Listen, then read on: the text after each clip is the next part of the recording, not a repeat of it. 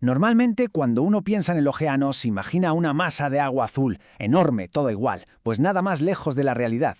Debajo de esa superficie tan tranquila se esconde un mundo súper estructurado, lleno de capas, de barreras y de unas dinámicas muy complejas que al final son las que sostienen toda la vida marina. Así que, venga, vamos a bucear un poco en este tema. Para empezar a tirar del hilo, hay una pregunta muy simple. ¿Está el agua igual de caliente en la superficie, donde nos bañamos, que a miles de metros de profundidad? La respuesta es un no rotundo. Y esa diferencia de temperatura, esa es la clave de todo. En la superficie, la temperatura media de los océanos ronda los 15 grados. Es una cifra que nos suena, ¿verdad? Es esa temperatura agradable para un día de playa en muchos sitios. Digamos que es el océano que conocemos, el de la Postad. Pero ojo, si medimos la temperatura de todo el océano, desde la superficie hasta el fondo del todo, la media global se desploma a solo 3,5 grados. ¿Cómo puede ser esta diferencia tan brutal? Pues porque la inmensa mayoría del océano es un lugar increíblemente frío y oscuro. Esta diferencia de temperatura tan bestia no ocurre al tuntún. Crea una estructura muy definida. El océano no es como una coctelera bien mezclada. Se parece mucho más a una tarta de estas de capas, donde cada capa tiene unas propiedades totalmente distintas. Y aquí lo vemos perfectamente. Arriba del todo, el sol calienta la superficie, ¿no? Y crea una capa de agua calentita que al estar más caliente es menos densa. Es el epilimnion. Es como el aceite que flota sobre el agua, pues esta capa cálida flota sobre las aguas profundas, que están heladas y son muchísimo más densas. Ese es el hipolimnion. Y justo en medio, entre las dos, tenemos esa zona de transición que es fundamental para entender todo lo demás. Pues esa franja que hay en medio, esa es la prota de hoy. Se llama termoclina y es una de las cosas más importantes y dinámicas de todo el océano. Y ojo, no es que haya un muro de ladrillos allá abajo, pero para la vida marina es casi como si lo hubiera. A ver, para que nos entendamos, la termoclina es básicamente una capa donde la temperatura cae en picado. Imaginaos que estáis buceando y en cuestión de metros pasáis de un agua relativamente cálida a un frío que te congela. ¡Pum! Un cambio súper brusco, un auténtico frente frío en vertical. Y claro, esta barrera no está siempre en el mismo sitio. En lugares como el Mediterráneo, en verano, por el solazo que pega, se forma una termoclina de temporada muy cerca de la superficie. Luego llega el invierno, el frío, las tormentas y ¡zas! Desaparece. Pero más abajo hay otra, una termoclina permanente, que esa sí que está ahí todo el año, separando las aguas superficiales del abismo. Esto que os cuento se ve de maravilla en estos perfiles. Fijaos en el gráfico 2, que sería como una zona del Mediterráneo. Abajo tenemos la temperatura y en vertical la profundidad. ¿Veis esa caída en picado casi arriba del todo? Ahí la tenéis, es la termoclina estacional de verano. Mucho más abajo está la permanente. Ahora mirad el gráfico 3, el de una zona tropical. Ahí la termoclina es súper marcada y estable todo el año, una barrera casi infranqueable. Entonces, aquí está el meollo de la cuestión. La termoclina, por ese cambio tan bestia de temperatura y de densidad, funciona como una barrera. Impide que el agua de arriba y la de abajo se mezclen. Y esto para la vida marina es importantísimo, porque limita el paso de nutrientes y el movimiento de los organismos. Vamos, que lo cambia todo.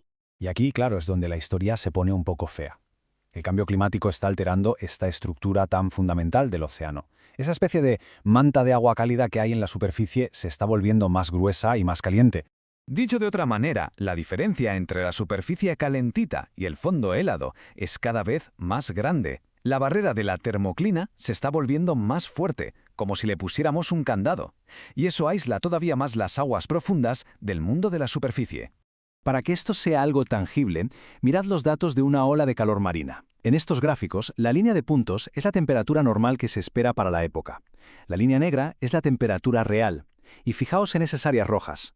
Son momentos en los que la temperatura se disparó muy por encima de lo normal durante días o semanas. Es como si el mar tuviese fiebre, literalmente. Y resulta que nuestro mar, el Mediterráneo, es una de las zonas cero de este fenómeno. Se está calentando a un ritmo alarmante, así que se ha convertido, por desgracia, en un laboratorio natural perfecto para estudiar los efectos de este fortalecimiento de la estratificación. Este cambio físico, por supuesto, no ocurre en el vacío. Tiene un coste biológico inmenso. Vamos a ver cómo esta manta, cada vez más gruesa, está afectando directamente a los ecosistemas marinos. El problema es que muchísimas especies, como las gorgonias, están adaptadas a vivir justo por debajo de esa capa cálida del verano, en aguas más frescas y estables. Pero a medida que esa capa caliente se hace más y más profunda, literalmente invade su casa. Las expone a un calor para el que no están preparadas y esto provoca mortalidades masivas. Un efecto muy parecido, y que seguro que os suena, es el blanqueamiento de los corales.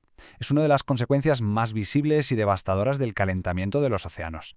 El proceso es, en realidad, una respuesta desesperada al estrés. El calor hace que unas algas diminutas que viven dentro del coral y le dan su color se vuelvan tóxicas. Para sobrevivir, el coral las expulsa. Pero al hacerlo, no solo se queda blanco como un esqueleto, sino que pierde su principal fuente de alimento. Y si el calor no para, el coral simplemente se muere de hambre. Pero el impacto no es solo por el calor. La estratificación del océano también está alterando su química, sobre todo la disponibilidad de un elemento que es, esencial para la vida, el oxígeno.